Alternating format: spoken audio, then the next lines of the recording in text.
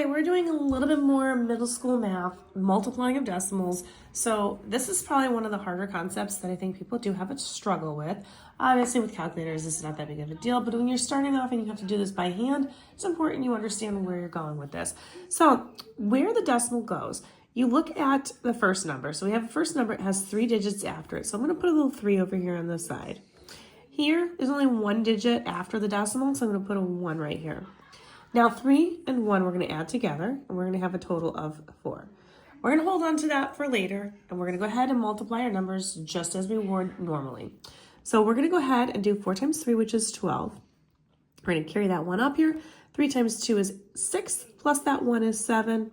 3 times 1 is 3, and then 3 times 0 is 0. Now when we add our next line, we're going to put a 0 here. And we are going to start our multiplication process all over again. Now, obviously, 0 times all of these numbers is just going to be 0. 0 times 4, 0 times 2, 0 times 1, 0 times 0. So I didn't really need to do that, but that's okay.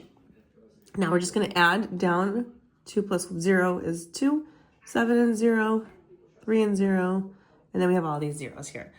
So we're just going to, I'll add them in there just so that they're there. Now, we're going to go back to this 4 here. Now there's no decimal right now. So when there's no decimal, we put the decimal at the very end of the number. Now we are going to make that 4. We're going to move this decimal to the left 4 spots. So we're going to go 1, 2, 3, and then 4. We're going to place that decimal right between those 2 zeros.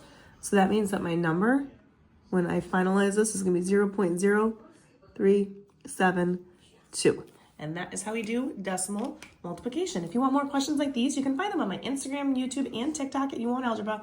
All these are located in the middle school math section of my playlists.